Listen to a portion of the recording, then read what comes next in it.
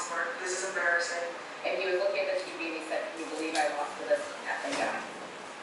Trump responded on his social media platform saying the committee is a total bust that has only served to further divide our country.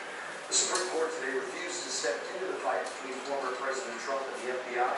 Trump wanted the justices to overturn a lower court ruling and let a special master review classified documents seized at his Mar-a-Lago estate. Instead, they turned away his emergency appeal without comment. Today, a Florida jury spared the life of a man who went on a murderous rampage inside a high school in 2018, killing 17 people.